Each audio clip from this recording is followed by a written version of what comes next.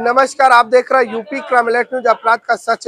मैं आपका होस्ट दोस्त सुनील कुमार तिवारी इस वक्त मौजूद हूं बारा देवी चौराहे पर। आपको बता दूं कानपुर में डिप्टी सीएम का दौरा है।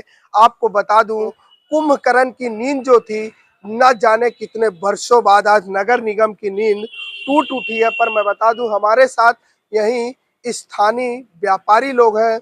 उनका कहना है कि टैक्स हमारा जाता हमारे सुविधा के लिए, वो सुविधा हमें नहीं दी जाती है। वही गंभीर आरोप ये भी लगाया कि ये कूड़ा जो है लगभग 15 दिनों से पड़ा है पर नगर निगम के कानों में जू तक नहीं रेंगता है। इसी प्रकार केसा का भी है। केसा में कोई पीड़ित को या किसी व्यापारी को कोई दिक्कतों का सामना करना पड़ता है तो उन्हें महीनों चक्कर काटना पड़ता है। पर आज जो कूड़े को लेकर के इन्होंने जो सवाल उठाए हैं हम आज जानते हैं उन क्षेत्रीय व्यापारियों से। चाचा, क्या नाम है आपका और कहाँ के रहने वाले? ओडी शर्मा। तो ये जो कूड़ा पड़ा है ये कितने दिनों से पड़ा था? कौन सा जोन लगता है? ये जोन 3 है। जोन 3 है। हाँ, ये कूड़ा अभी 15-20 दिन से तो नाली बन रही है, नाली साफ भी नहीं हुई है, ऐसे ही है, सब बना दिया है। तो जो आप लोग टैक्स देते हैं, आज कानपुर में डिप्टी सीएम का दौरा, क्या लगता है इसी वजह से नगर निगम सफाई बस कर? बस बस इसी वजह से है, इससे पहले कुछ नहीं है। महापौर प्रमिला पांडे जी हैं और जो पार्षद है उनके लिए क्या संदेश है? उनके लिए क्या है, मौका जब कोई नेता आता तभी सफाई होती है, उससे पहले कुछ नहीं होता है। आपका क्या नाम है? जो कूड़ा पड़ा है आज डिप्टी सीएम का दौरा है कानपुर में, क्या लगता है कि दौरा होने के बाद जब वापस जाएंगे फिर वापस गंदगी में कानपुर दिखेगा? हाँ, हो सकता है कुछ दिनों बाद फिर से वही गंदगी भरने लगेगी। समय समय पर नालियां साफ नहीं होती हैं। हरदम खुली थी, अभी कुछ ही दिनों में ये बनी हुई है। अच्छा, ये कौन सा जोन लगता है? यहाँ के कौन पार्षद है, कौन विधायक है? यहाँ के पार्षद हैं कनौजिया हैं, सुनील कनौजिया जी हैं। विधायक जी कौन है? महेश त्रिवेदी जी हैं यहाँ के कौन सा विधायक। जोन लगता है? जोन 3 लगता है। लगता है। हाँ, ये कूड़ा कई दिनों से पड़ा हुआ है। अच्छा, ये जोन 3 में नगर निगम से की तरफ से कोई कूड़ा घर बनाया गया या फिर नहीं बनाया गया? कूड़ा घर ये सामने बना हुआ है खुले में। खुले में? हाँ। नहीं, वो नगर निगम की जगह है या किसी की व्यक्तिगत को कहते ना कि अवैध रूप से कब्जा कर लिया उस तरह से? अवैध रूप से तो कब्जा नहीं है, सरकारी ही जमीन है, बस किसी मकान के आगे है कूड़ा घर, बस यही है। नहीं, क्या लगता है कि आपके मकान के घर के सामने कूड़ा घर हो? नगर निगम की सरकारी जमीन कैसे? नहीं होना चाहिए, कूड़ा घर तो किसी घर के सामने नहीं होना चाहिए। वो तो कहीं पार्क आर्क के सामने होना चाहिए या स्पेशल उसकी जगह बनाई जाए। 15 दिनों से कूड़ा पड़ा है, डेंगू मलेरिया जैसे गंभीर बीमारियां हैं, इसके लिए क्या संदेश है? अब जब ये गंदगी रहेगी तो डेंगू मलेरिया तो होंगे ही होंगे। अगर ये साफ हो जाए और समय समय पर इसका निस्तारण होता रहे तो हो सकता है उससे काफी बचाव हो जाए। जो आपका टैक्स वसूला जाता है, क्या उच्च अधिकारियों या बीजेपी के बड़े नेता के लिए सुविधा के लिए लगता है कि हाँ उन्हीं के लिए वसूला जाता है? नहीं, बीजेपी नेता हो या कोई भी नेता हो, जब कोई नेता आता है तभी साफ सफाई पे विशेष ध्यान दिया जाता है, वरना महीनों पड़ा रहता है। महीनों पड़े? हाँ, तो आज से नहीं है, ये काफी टाइम से चला आ रहा है ऐसे ही। कर्मचारी नहीं है। हाँ, क्या कहते हैं चाचा? कर्मचारी नहीं है। कर्मचारी नहीं है? ना ना ना। हमारे देश के मुख्यमंत्री का और योगी आदित्यनाथ जी भी कहते हैं, प्रधानमंत्री जी भी कहते हैं कि कानपुर के स्मार्ट सिटी बनाएंगे। फिर कैसा कानपुर कहाँ स्मार्ट सिटी बनेगा, कुछ हो ही नहीं रहा, बनेगा या नहीं बनेगा? मुश्किल है। मुश्किल है। क्यों मुश्किल है चाचा? अब तो बीजेपी की विकास की लहर चारों तरफ बह रही है। वो लहर अलग चीज है लेकिन काम नहीं होता है। क्या नाम है आपका, कहाँ के रहने वाले? अनिल कुमार निगम, यहीं बारादेवी में ही रहता हूँ। मेरा समस्याएं अतिक्रमण की हैं, नाले और नाली के ऊपर लोगों ने बोर्ड लगा रखे हैं, गाड़ियां खड़ी कर देते हैं पूरे आधी सड़क तक, और बैटरी रिक्शा की पॉइंट लगा चलाते हैं और रिक्शे खड़े रहते हैं। हमारी दुकान शोरूम सब छिप जाता है। कई बार कंप्लेन करने पर नगर निगम कोई सुनवाई नहीं होती है।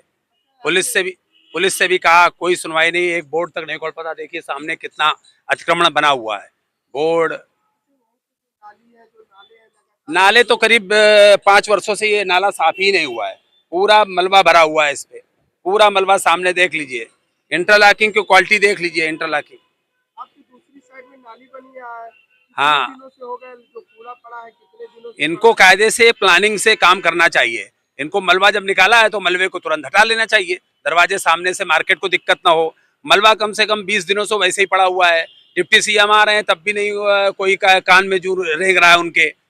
ठीक है, लगता है कि आज कानपुर में डिप्टी सीएम आ रहे हैं इसीलिए कूड़ा हटाया जा बस इसीलिए कार्रवाई हो रही है। और जनरल पे गवर्नमेंट का काम नीचे के स्तरों पर देखा जा रहा है। अधिकारी जो हैं सड़क पर नहीं निकलते हैं। अधिकारी यदि सड़क पर निकलें तो सभी काम नियम से हों। भाई नाली और नाले के उस पार तो सबके अतिक्रमण है, उसको तो पूरे कानपुर में गिराया नहीं जा सकता, लेकिन नाला और नाली के बाद या उसके ऊपर यदि कोई अतिक्रमण किए उस पर तो कार्रवाई कर सकते हैं ना। बस यही हमारी समस्याएं हैं। मार्केट में वैसे भी स्लम्प है बहुत, अगर सुविधाएं नहीं मिलेंगी, जनता के आने जाने की रास्ताएं क्लियर नहीं होंगी तो कैसे होगा। मेला में हालात ये है बारा देवी मेला में कि पूरा मेला चल रहा है अभी भी और मेला की अनुमति समाप्त हो चुकी है। बीच रोड पर बारा देवी के निवासियों को निकलने का रास्ता नहीं मिलता, कहाँ से निकले। पूरा यहाँ से लेकर जूही थाने बारा देवी तक रोड पर सड़क पर दुकानदार लगाए हुए हैं, कहीं से कोई पैदल क्या वाहन साइकिल स्कूटी निकलने में आफत होती है। सब्जी वाले घुसे हुए हैं, छोटे छोटे दुकानदार पत्थर वाले बीच सड़क पे फैले हैं, थाने के बगल में फैले हैं। कानपुर में महापौर प्रमिला पांडे जी को क्या संदेश दिया?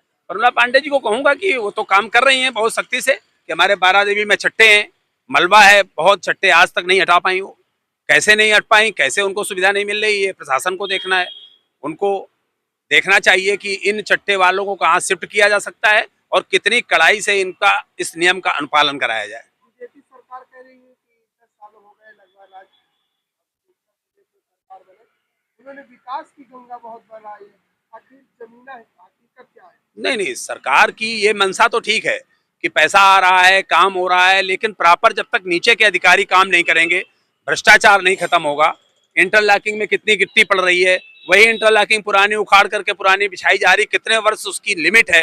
डामरीकरण हो रहा है यदि कहीं पर तो पेंटिंग हो रही, डामर उसमें कितनी चोरी हो रही है, डामर कितना प्रतिशत पड़ रहा है और कितने दिन उसकी गारंटी उस ठेकेदार की, ये तय होना चाहिए। जब नॉर्मल आदमी इस बात को सवाल उठाता है तो उत्तर प्रदेश पुलिस इसे सलाखों के पीछे डाल दिया था।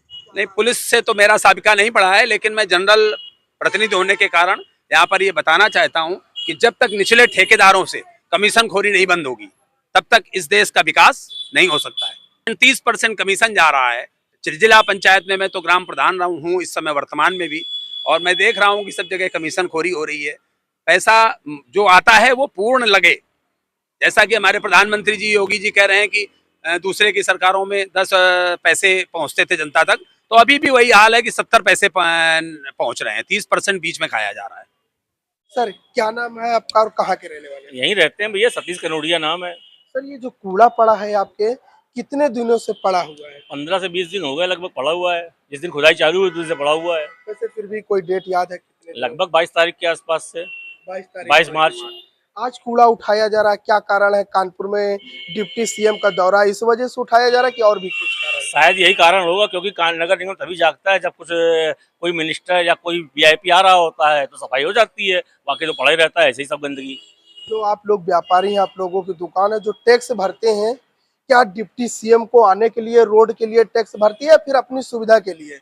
वो आपको सुविधा नहीं मिलती है, इस पे क्या राय है? हम लोग को सुविधाएं कोई नहीं मिलती है। सामने कूड़ा घर एक है, ये महीनों से चल रहा है, ये कोई सरकारी कूड़ा घर नहीं है, अंतराज कूड़ा घर बना रखा है। यहाँ पर स्वीपर जितने हैं सब जगह जगह से कूड़ा ला के भर के यहीं पलटा देते हैं पूरा यहाँ पर। उसके बाद यहाँ जानवर इकट्ठा होता है, सड़क पे एक्सीडेंट होते हैं आए दिन रोज। यानी कि आपको लगता है जो नगर निगम ने जो जमीन रखा है, एक देखा जाए तो अवैध रूप से कब्जा कर रखा कूड़े के नाम पे? हाँ, अवैध रूप से कब्जा ही है, ये किसी के मकान के आगे बना रखा है इन्होंने। ये कोई सरकारी जमीन नहीं है, ये नगर निगम की जमीन है या उस पर कूड़ा घर बना हुआ है। ये किसी का प्लाट है, मकान है, उसके आगे बना रखा गया है। यदि जैसे कोई नॉर्मल आदमी रख रहा था तो अब तक तो उत्तर प्रदेश की पुलिस तो उसे सलाखों के पीछे डाल देती, न जाने कितने धाराओं में मुकदमा लिखती। हाँ, वो तो हो सकता था ऐसा तो।